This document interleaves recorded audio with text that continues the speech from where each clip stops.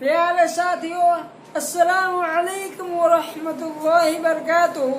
उम्मीद करता हूँ कि आप लोग खैरियत और आफियत से होंगे और आप लोगों की बोध की तैयारी बहुत अच्छी तरीके से चल रही होगी। साथियों, आज फिर हम उर्दू कवायद की क्लास में आप सभी साथियों का खुशामदीद करता हूँ, वेलकम करता हूँ। साथियों, आइए आज उर्दू कवायद के क्लास का बाज़ाब्ता आगाज करते हैं और देखते हैं आज की क्लास। आज हम इस क्लास में पढ़ने वाले हैं इल्म की बयान। हमने इससे पहले वाला क्लास में पढ़ा था किस्म मार्फा के 7 किस्में होता है। इल्म, ज़मीर, इशारा, मौसूल, मज़ाफ, महूद, मनादा। आइए देखते हैं इल्म के बयान।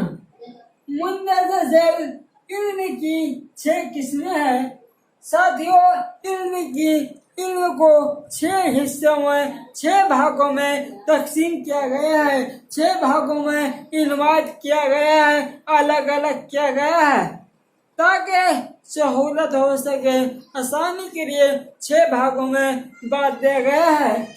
पहला है इस्मी, दूसरा है कुन्नियत और तीसरा है दोस्तों लक़ब और चौथा है खिताब और पांचवा है उर्फ और छठा है तखल्लुस। साथियों, हमने जाना कि मुंदरजा झैल इल्म की 6 किस्में हैं। इल्म को 6 भागों में बांटा गया है। आइए सबको सिलसिलेवार तरीके से पढ़ते हैं। आइए पहला देखते हैं इस्मी।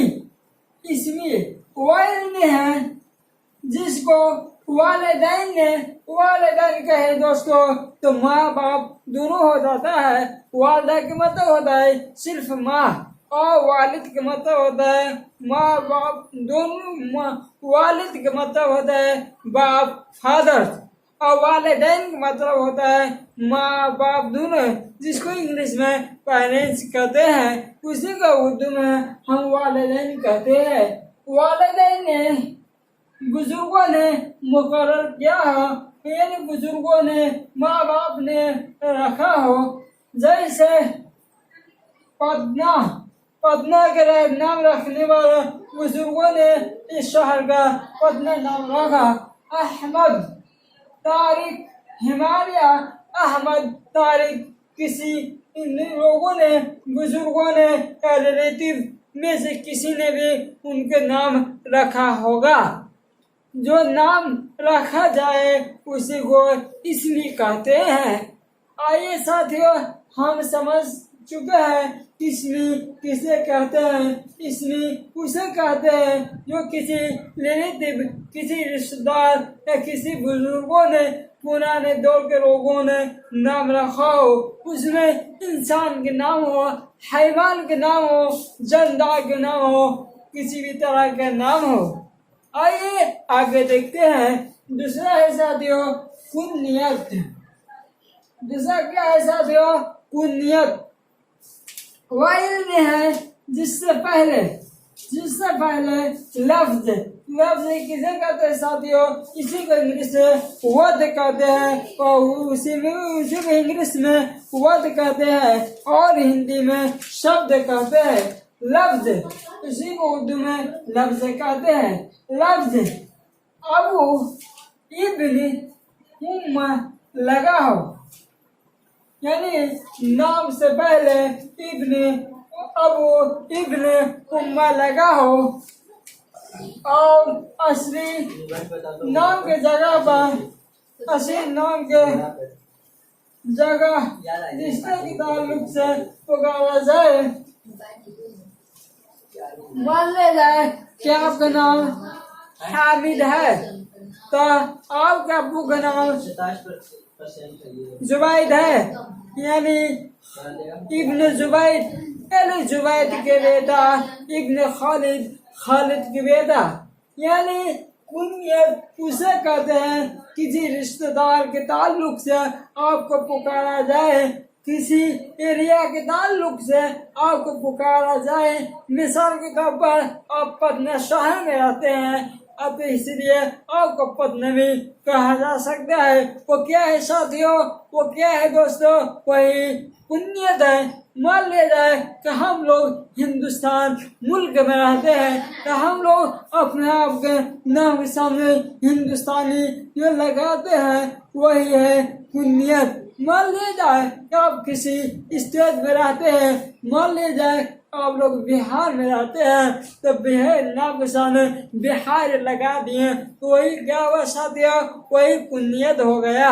साथियों अब आ गया ये, जैसे मिसाल को तब देखते हैं अब हसन इब्न अब्बास बिनते मोहम्मद वगैरह। साथियों आप लोगों को साथियों उम्मीद करता हूँ कि आप लोग पुण्यत को समझ चुके होंगे। साथियों अब आ गया ये लक़ब को देखते हैं।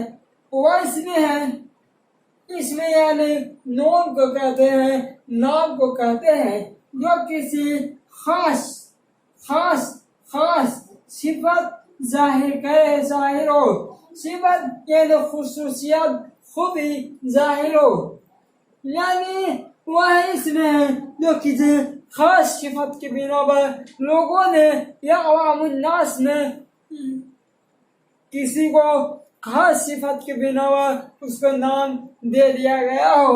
जैसे बुलबुल हिंद, शेर बिहार, यानी कोई हिंद बिहार के बहुत मशहूर बहादुर इंसान है, तो उसी को लोगों ने क्या लक़ब दे दिया, शेर बिहार। मिसाल के तौर पर शेर हिंदुस्तान, जो हिंदुस्तान भर में जो बहादुर है उसे शेर हिंदुस्तान कहते हैं। जैसे जैसे साथियों हम जानते हैं शेर मैसूर टीपू सुल्तान क्या है साथियों, शेर ये लक़ब है। लोगों ने उनकी ताकत के बिना पर, उनकी खूबी के बिना पर लोगों ने जो नाम देता है उसी को लक़ब कहते हैं। जो अवामुन्नास की तरफ से, जो लोगों की तरफ से किसी खास सिफत के बिना पर, किसी खास खूबी के बिना पर बहादुरी है या किसी भी तरह की खूबी के बिना पर लोगों की तरफ से जो नाम दिया जाए उसी को हम क्या कहते हैं, लक़ब कहते हैं। अब आइए आगे देखते हैं खिताब। वह इसमें है, वह इसमें है जो किसी खास वस्फ के बिना पर, खूबी के बिना पर सरकार की तरफ से दिया गया हो। वो नाम है जो किसी खुसूसियत के बिना पर, किसी खूबी के बिना पर, किसी कामयाबी के बिना पर, कोई शोहरत के बिना पर सरकार की तरफ से उसे अवार्ड दिया जाता है, उसी को उर्दू में खिताब कहते हैं। मान ले जाए कि आप बढ़िया खिलाड़ी है तो आपको दिया गया अवार्ड। मान ले जाए आप बहुत बेहतरीन राइटर है, लिखने वाले हैं, मान ले जाए कि आप बेहतरीन सहाफ़ी है, पत्रकार है, तो आपको सरकार की तरफ से जो ये बात मिलता है उसी को हम खिताब कहते हैं, जो नाम के सामने लगा दिया जाता है। जैसे मिसाल के तौर पर पद्म भूषण, अवार्ड, देश रत्न, अमीर सैयद वगैरह।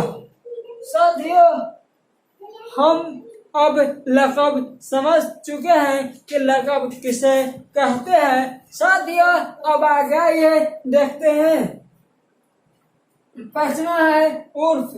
वह नाम है जो अपनी असली नाम के बिना पर, असली नाम के अलावा दूसरे नाम से मशहूर हो जाए।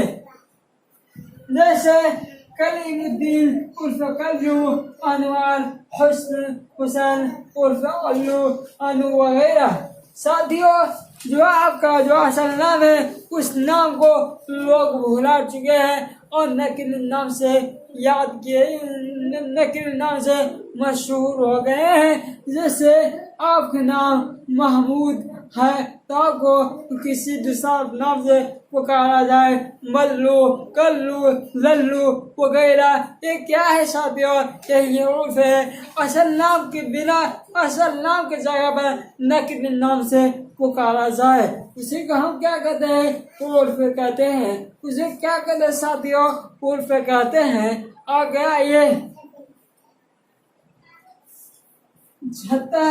तखल्लुस, वह नाम है जो शायर असली नाम के आवाज अपने शेरों में लिखा करते हैं। जैसे मीर तफरी, मीर असदुल्लाह खान गालिब, शाद अजीमाबादी, सुहेल अजीमाबादी वगैरह। साथियों तखल्लुस किसे कहते हैं, तखल्लुस उसे कहते हैं जो शायर अपने शेर के आखिरी करीब में जो नाम लिखते हैं उसी को तखल्लुस कहते हैं। जैसे साथियों आपने पढ़ा होगा शबनम कमाली के बारे में। शबनम कमाली ने क्या तखल्लुस रखे थे, मुस्तफा शबनम का तखल्लुस रखते थे। जैसे सुहेल अजीम आबादी, सुहेल का तखल्लुस रखते थे। शाद अजीम आबादी, शाद का तखल्लुस रखते थे। मिर्जा असदुल्लाह खान गालिब, गालिब का तखल्लुस रखते थे। जो शायर अपने शेर के आखिरी हिस्से में जो नाम लिखता है उसी को हम क्या कहते हैं साथियों, उसी को हम तखल्लुस कहते हैं। साथियों उम्मीद करता हूँ कि आप लोगों को एक क्लास अच्छी लगी होगी। अगर आप लोगों को एक क्लास अच्छी लगी तो हमारे चैनल को जरूर सब्सक्राइब कीजिएगा और हमारे वीडियो को लाइक, शेयर और कमेंट करना ना भूलिएगा। साथियों अब अगला क्लास में मिलते हैं। अब मुझे इजाजत दीजिए। अस्सलामु अलैकुम व रहमतुल्लाहि व बरकातुहू।